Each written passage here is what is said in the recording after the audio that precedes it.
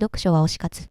フリーアトリエセイへようこそ、セイです。今回は、積読本100作読破チャレンジ6月の進捗報告をお届けします。このチャレンジは、1年間かけて積読本100作を読破しようというものです。チャレンジ対象本は、1月に公開した動画をご覧ください。6月に読んだ作品数は、8作。これで累計27作を読破しました。1作ずつ魅力と感想を紹介していきますね。概要欄に購入リンクも貼っているため、気になった作品があれば読んでみてください。20作目は SF 小説から、ロバート・ハインラインの夏への扉、チン冷凍睡眠で30年後の2000年へと送り込まれた僕、失ったものを取り戻すお話です。SF 好きの方なら、タイトルを聞いたことがある人も多いんじゃないでしょうか。世界三大 SF 作家の一人とも言われるハインラインが1956年に発表した作品で、私が積読していたのは2020年12月に刊行された新版。役者は福島正美さんです。あらすじを紹介しますね。物語の主人公は、技術者のダン・デイビス。1970年12月、彼は最愛の女性と親友だと思っていた男に裏切られ、大切な発明まで騙し取られてしまいます。心が凍りついたダンは、ふと目にした冷凍睡眠保険の広告に引き寄せられ、愛病のピートと共に30年後の未来へ、というところから物語が動き出します。表紙の絵から、主人公は10代くらいの男の子なのかしら、と想像していたので、30歳だと知ってまず驚きましたね。爽やかな青春小説かと思っていたら、いきなり裏切られて酒に溺れている30代の主人公が出てきたので、でも本作はちゃんとハッピーエンドです。主人公の発明品やその権利を奪おうとした男女は本当にひどい人たちなんですが、ちゃんと最後は完全懲悪、気持ちよく終わってくれます。本作のキーワードは、時間旅行、冷凍睡眠による未来へ行く手段と、そしてなんと、タイムマシンによる過去へ行く手段も登場します。30年後の未来へ行っても、主人公の状況は全く改善しておらず、それどころか保険会社の破産により、無一文になってしまいました。ここからどうやって挽回するのと思っていたので、過去に行く方法が出てきて、ワクワクしましたね。主人公の語り口が軽いのがまたいいよね。裏切られてどん底にいるのに、どこか間が抜けているというか、好奇心旺盛な発明家というのもあるんでしょうか。以前読んだ、プロジェクトフェイルメアリーの主人公の陽キャな感じが、この作品にもあるなぁと感じました。また、猫好きにはたまらないのが、主人公の愛病、ピートの存在。ハイナイン自身、猫をこよなく愛していたことで知られていて、本作も猫を愛するすべての人々に捧げられているそうです。ピートのモデルも、ハイナインがこの作品を執筆時に飼っていた猫、ピクシーなんだとか。このピートは、主人公が悪役の女性にメロメロになっている時から、この女性に敵意を向けていたんよね。賢い猫です。映像化の話もしておくと、なんと原作の発表から65年の時を経て、舞台を日本に変更した映画が2021年に公開されました。主演を務めたのは山崎賢人さん。まだ私は映画を見れていないんですが、見た方はいらっしゃいますか？東京を舞台に1995年から2025年に時間旅行する話に仕上がっているそうで、平成から令和の時代を生きてきた人たちに刺さる内容になっているんだろうな、と想像します。原作を読んでいて、ハイナインの未来予想が面白かったんですよね。執筆していた1956年当時のハインラインからは、冷凍睡眠前の1970年も、冷凍睡眠後の2000年もどちらも未来なわけで、人間の代わりに家事をしてくれるロボットが普及しているだろうというハインラインの予想は外れてしまいましたね。早く登場してほしいな、ご飯を作ってほしいし、掃除をしてほしいし、洗濯をしてほしいと思ってしまいます。普及の名作 SF という歌い文句も納得の読後感がすごく温かい一冊でした。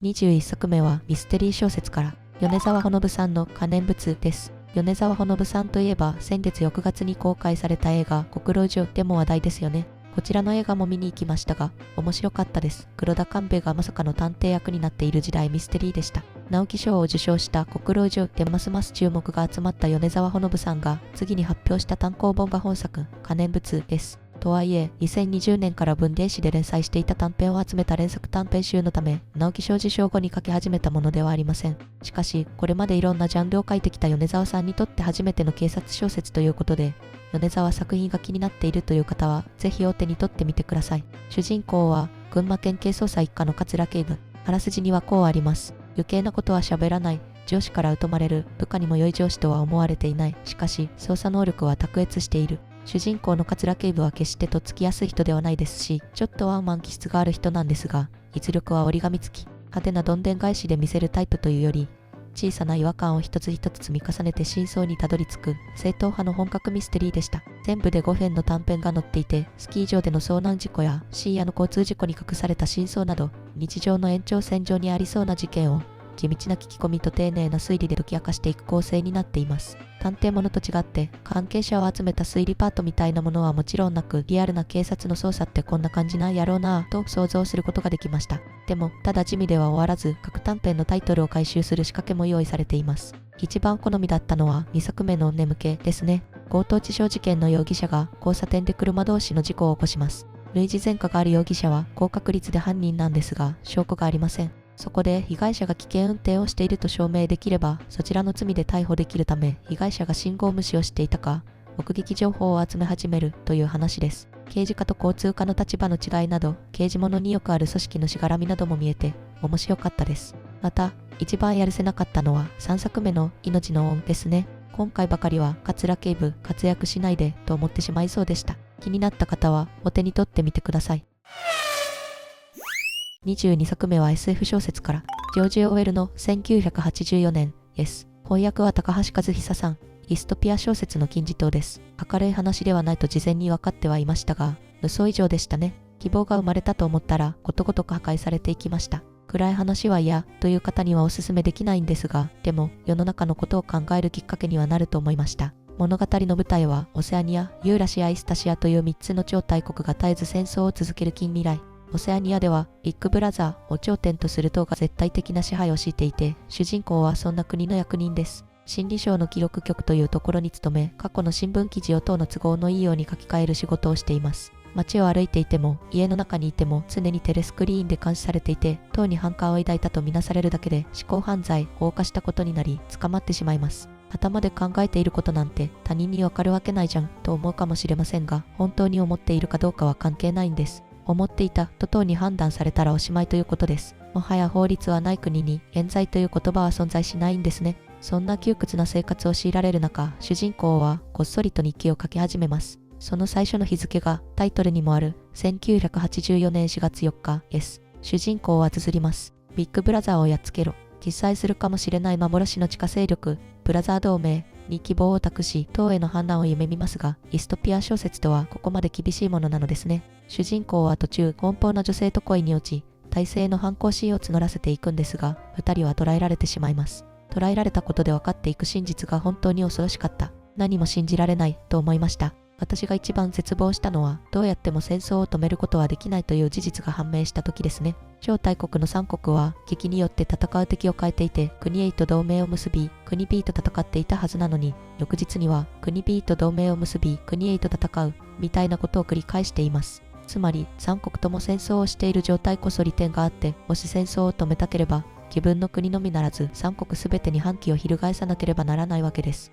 こんなの勝ち目がないと心がぽっきり折れてしまいました。でも、本作の絶望的な設定は著者の OL が過去に経験したことが多分に盛り込まれているよね。そのあたりも知っておくと、よりこの作品の背景が理解できると思うので、ご紹介します。著者の OL は1903年に英領インドのベンガル地方で生まれ、イギリスの名門イートン校で学んだ後、ビルマの警察官として数年間勤務しました。そんな OL の人生を大きく変えたのが、1936年に義勇兵として参加したスペイン内戦です。対立の構図はシンプルで、フランコ将軍が率いる独裁ファシスト側と、それに反対する共和国側、民主主義を守ろうとする側の戦いでした。オーウェルは後者の共和国側に義勇兵として参加しました。ここでポイントになるのが、共和国側にはスターリン率いるソ連という大国が味方についていたということです。ただ、この共和国側というのが一枚岩ではなく、いろんな考え方のグループの寄せ集めだったんです。独裁側に対抗するために集まっただけで、OL が入隊したグループはスターリンのやり方に反対する立場を取っていたよね。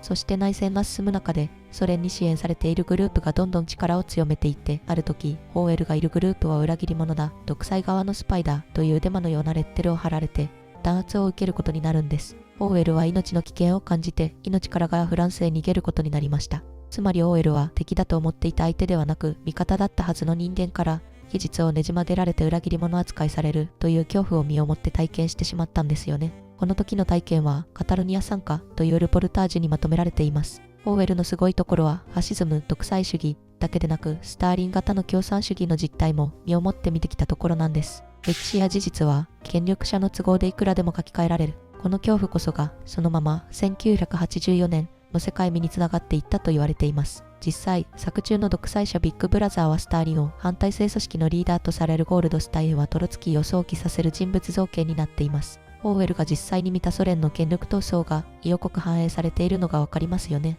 ファシズムとスターリン型共産主義、両方の全体主義を体験したからこそ描けた世界がこの1984年やと思います。もう一つの代表作、動物農場と合わせて反全体主義文学の金字塔と呼ばれているのも納得の背景ですね。ディストピア小説の舞台は決してフィクションのものではなくて、現実世界とつながっているんだなと思わされました。20世紀に恐ろしい世界大戦があったにもかかわらず、21世紀になっても戦争は続いています。それどころか、インターネットが登場して以降、情報社会に拍車がかかり、世界中誰とでもいつでもつながれるようになったことで、本作に見られる言論統制や監視社会がしやすい世の中になってしまっているのではないかと思ってしまいます。最近思うのは、未来が暗い中、20世紀に生きた人々は何に希望を抱いて、もしくは絶望して生きていたんだろうということです。一人の力はあまりにも無力で、抵抗したとしても上から押さえつけられて、それでも歯を食いしばって生きていけたその理由を知りたいと思っています。ディストピア小説は読んでいてしんどいシーンも多いですが、現実世界の問題を考えるきっかけになると思いました。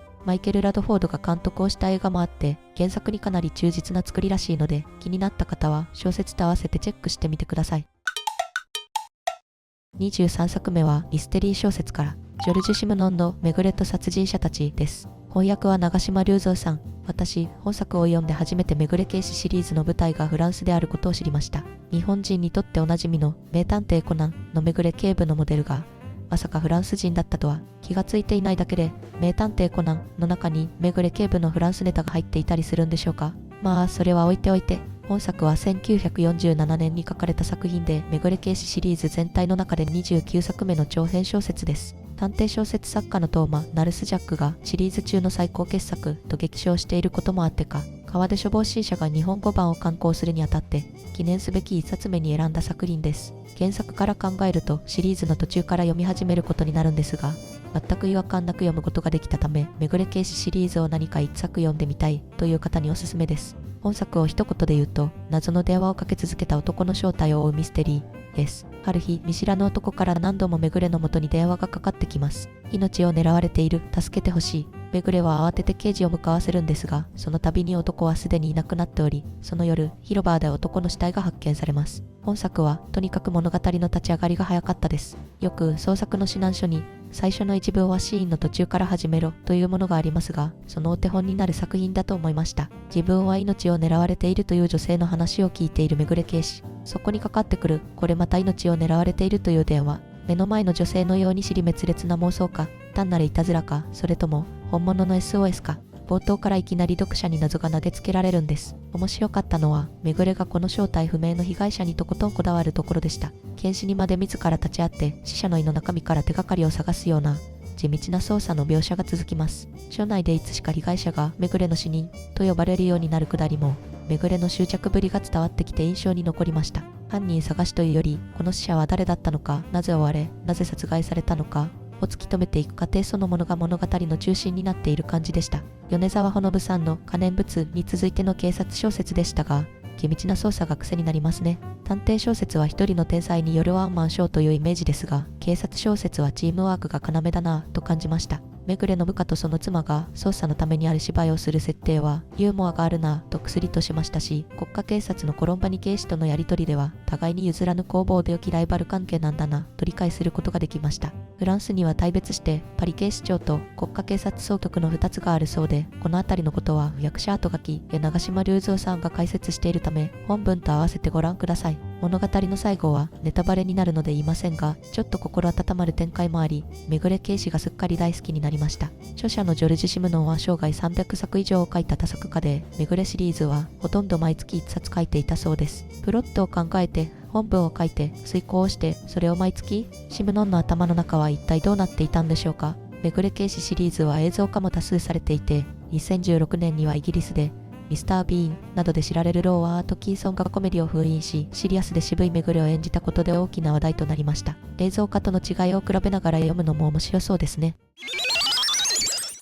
24作目は一般書から、エルンスト・ H ・ゴンブリッジの若い読者のための世界史改訂版です。中高文庫から2022年に出た版で、翻訳は中山則夫さん。もともと文庫の上下巻だったものを一冊にまとめて、訳文も見直した改訂版になっています。著者のゴーンブリッジは美術の物語で知られる20世紀を代表する美術史家です。ただ、本作を書いたのはそのキャリアを築くはるか前、1935年、ウィーンで博士号を取ったのに就職先がない26歳の頃でした。この本、成立の経緯がめちゃくちゃ面白いんですよ。知り合いの編集者から、この英語の子供向け歴史書、ドイツ語に訳してみないと頼まれたゴンブリッジは、読んでみて、自分が書いた方がいいものになると言ってしまいます。じゃあ書いてみろということで、騎士の時代の書を書いて送ったところ、編集者のバルターのイラートがすっかり気に入って、こう返してきます。6週間で全部仕上げてくれ。無茶でしょ？でも彼はやりきるんです。昼の間に調べて、夜に1章書く、それを毎日。週末には恋人のイルゼさんに書けた文を読み聞かせながら、6週間で全40章を書き上げて、締め切り通りに納品しました。そうして生まれた本が90年後の日本で読まれている。すごい話やと思いませんか？中身にもその勢いがそのまま残っています。昔という語りかけから始まって、最後まで年号の暗記は一切求められません。ゴーンブリッジが出来事を選んだ基準は、最も多くの人の人生に触れ、一番よく記憶されている出来事かどうかだったそうです。だから読んでいると、歴史が制度や年表ではなく、人の営みの連なりに見えてきます。恋人のイルゼさんに読み聞かせていたという逸話からも、本作こそオーディブルに適していると思うんですが、残念ながら、まだ音声化はされていません。同じ若い読者のためのシリーズの哲学史と経済学史はオーディブル版もあったんですけどね。ぜひいつか音声化もお願いします。個人的に、と思ったのが第4章、日月火水木金土でした。バビロニアの人たちが当時知られていた5つの惑星それぞれに1日ずつを捧げて、そこに太陽と月を足した。それで7日になったという話です。英語のサタデイ、サンデイ、マンデイに土星、太陽、月がそのまま残っているのも、日本語の曜日が日月火水木金土なのも、音をたどれば同じところに行き着くわけですよね。世界史の教科書だと一行も割かれないような話が、こういう順番で語られると急に自分ごとになる。この本の魅力が詰まった章だと思いました。第12章にある本を兵士に図書館を世界帝国に見立てる擬人化も面白いなと思いましたし、第25章の貨幣の登場や第26章の活版印刷の登場など、人類の転換期を語るセクションも興味深かったです。他の読者のレビューを読むと、世界史と言いながら徹底的にヨーロッパ中心であることが必ずと言っていいほど指摘されています。でも私にはそれがむしろ真新しくて、読んでよかったなと思ったポイントでした。というのも、今まで学んできたり読んできた世界史は、やはり日本人目線のものが多かったため、1935年のヨーロッパの人が見た世界自体に興味を持てたからです。最終章の私自身が体験した世界史の一コマは初版から約50年後、第二次世界大戦を経たゴン・ブリッジ本人が書き足した章となっています。本作は刊行後、平和主義的すぎるとしてナチスに発禁にされ、著者自身もイギリスへ亡命しています。そんなゴン・ブリッジは第二次世界大戦中はドイツのラジオ放送を傍受し、ドイツ語から英語に翻訳する仕事を与えられたそうです。実際にあの時代を生きた人による貴重な証言が読みやすい物語帳にまとめられているという価値がある本だと思います。最終章以外の他39章は必ずしも歴史的に全て正しいというわけではないんですが、20世紀を生きたヨーロッパ人の視点から歴史の物語を読んでみたいという方におすすめです。各章は短いため、1日1章ずつ寝る前に読み進めるのもいいと思います。気になった方はぜひ手に取ってみてください。25作目は SF 小説から、テッドちゃんの息吹。役者は大森のぞみさんです。映画メッセージの原作、あなたの人生の物語を書いた著者といえばピンとくる方も多いかもしれません。前作の短編集、あなたの人生の物語から17年ぶりに出たのが本作で、9編の短編が収録されています。デビューから30年以上出した短編集はたったの2冊という、とんでもない佳作家なんですが、書けばヒューゴー賞やネビュラ賞、ローカス賞など権威ある文学賞を何個も取ってしまう人で、期待値が高い状態で読み始めました。どの作品も設定が面白くて、もしこんな世界で暮らしていたら、自分はどう生きているんだろうと妄想を膨らませながら読みました。例えば、この短編集のために書き下ろされた不安は自由のめまいという作品では、プリズムと呼ばれる装置を使うことで、平行世界の自分と話せる世界が描かれます。このタイトルの言葉は、デンマークの哲学者キルケゴールの言葉だそうで、ざっくり訳すると、不安はめまいのようなもの、深い大穴を覗き込んだら、くらりとめまいをするよね、と。ただ、その大穴を覗き込むのは自分の意志によるもの。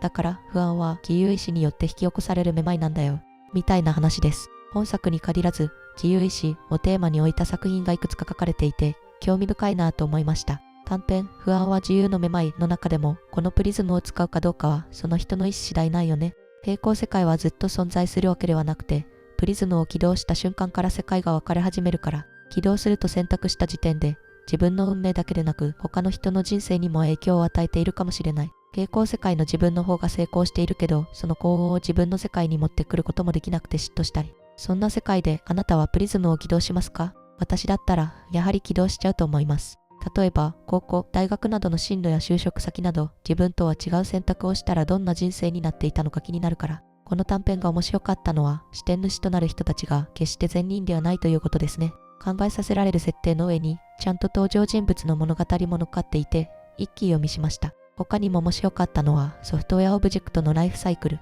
仮想空間の技術が今よりもずっと発展している世界を舞台に、仮想環境で生きるデジタル生物を育てるという話です。育児とか子供の発達みたいなテーマも盛り込まれていて、将来的にこんなこともあり得るのかなと思いながら読み終わったんですが、これを読んだ後日、友達と会った時に彼女が言ったんよね。最近、たまごっちにハマっててさ、たまごっち、まさしく仮想環境で生きるデジタル生物。ずっと前から現実世界にもあったことに気づかされました。もちろん、作中のデジタル生物は言葉を話せたり、もっと高知能なんですが、デジタル生物をペットにしたいという人間の欲求は、なんだ変わりないということが分かって、テッドちゃんすごいと思いました。一番心温まったのは、表題作の、いぶきですね。SF ってもっと無機質というか、乾いた作品が多い印象なんですが、テッドちゃんの作品はどれも温度があって、読者に希望のあるメッセージを届けてくれます。本作の巻末には、作品ノートと題して、テッドちゃんの制作秘話が載っていて、この作品は、アンドロイドは電気羊の夢を見るかで知られるフィリップ・ケイ・ディックが書いた短編、元気ありに影響を受けているそうです。そう、この作品ノート自体もすごく面白かったですね。大森のぞみさんによる役者後書きと合わせて読むと、より一層作品の理解が深まった気がしました。著者は大学でコンピュータサイエンスを専攻した後、今はソフトウェアのマニュアルなどを手掛けるテクニカルライターとして働きながら創作を続けているそうです。書く価値のあるアイデアが浮かんだ時しか書かないというスタンスだからこその佳作、そしてだからこその一編一編の密度なんだろうなと思います。他の短編も魅力的なものばかりだったため、ぜひお手に取ってみてください。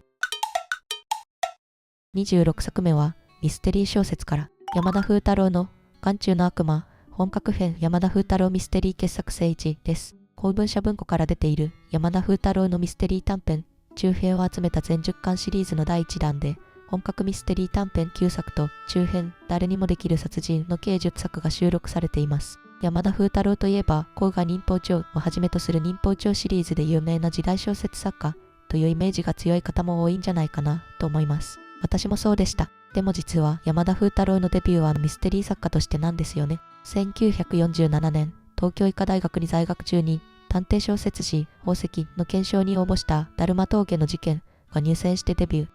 1949年には本作に収録されている眼中の悪魔と巨像院落の2編で日本探偵作家クラブ賞、今の日本推理作家協会賞を受賞しています。民法帳ブームが来るのはそこからさらに10年近く後の1958年からなので、山田風太郎の原点は間違いなくミステリーにあるんです。読んだ全体の印象は医学生だった山田風太郎にしか書けないミステリーでした。というのも著者自身が医学生だった経験を生かしてか、登場人物に医学生や医師が多く、医学的な描写がやたらとリアルなんですよね。人体とか傷病に詳しいからこそミステリーが書けたんだなと思いました。文章がね、怪しくて色気があって最高でしたね。私は横溝正史の作品、近代知小助シリーズなどですね、が好きなんですが、彼の作品に通じるものがあって最高でした。本作の特徴は、事件の中心にほぼ必ず女性がいること。聖女のような女性もいれば魔性の女もいて、そのどちらもが男たちを破滅へと引きずり込んでいく構図が短編ごとに繰り返し描かれます。男女の欲、身勝手な勘違いが恐ろしい結果を引き起こす物語に続々させられました。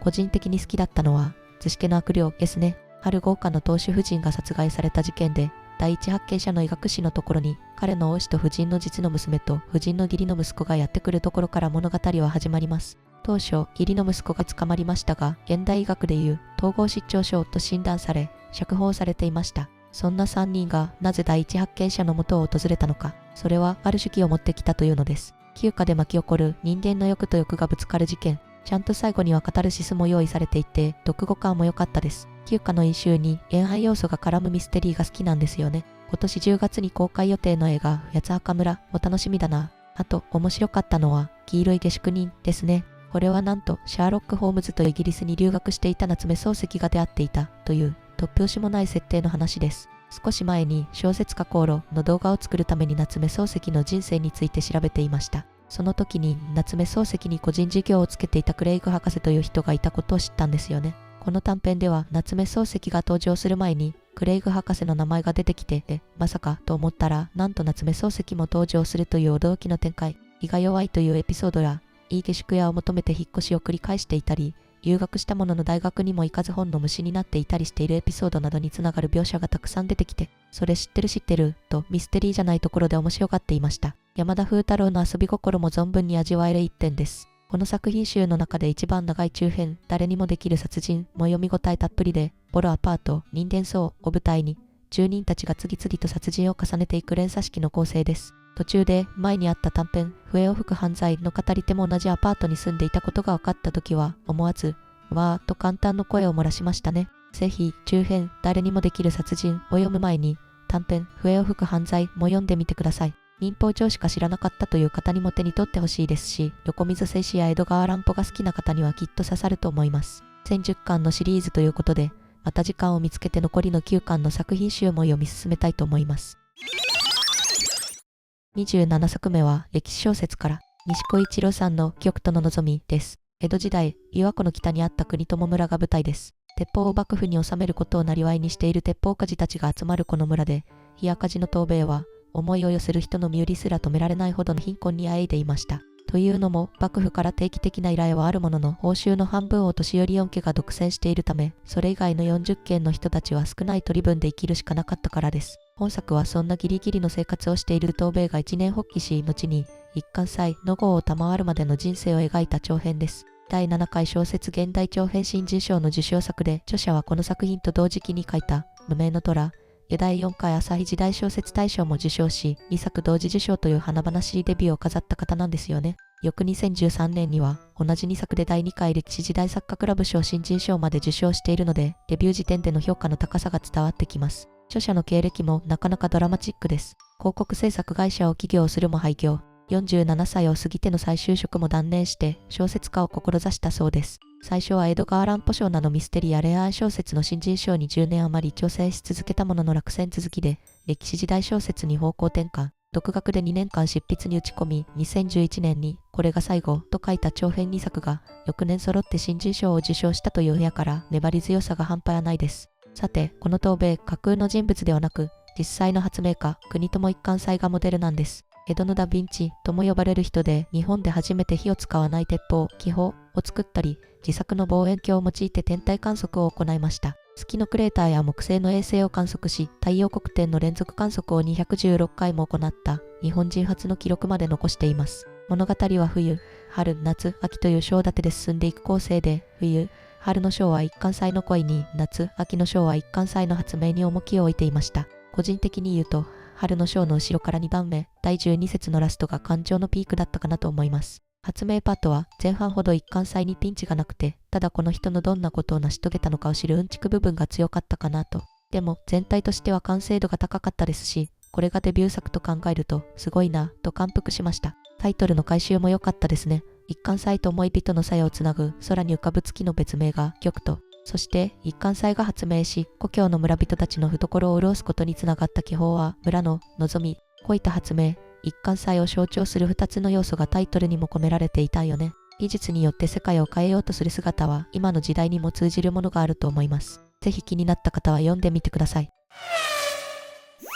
以上、積んどく本100作読破チャレンジ6月の進捗報告でした。7から9月は小説公募の締め切りがあるため、なかなか積んどく本は読めないかもしれませんが、できる限り頑張ります。次回、7月の進捗報告は8月頭に公開予定です。ぜひチャンネル登録をして、このチャレンジを見守ってください。また、よろしければ皆さんも一緒に積んどく消化チャレンジをしましょう。この動画が良かったなと思う方は、チャンネル登録とグッドボタンをお願いいたします。最後までご視聴いただきありがとうございました。また次の動画でお会いしましょう。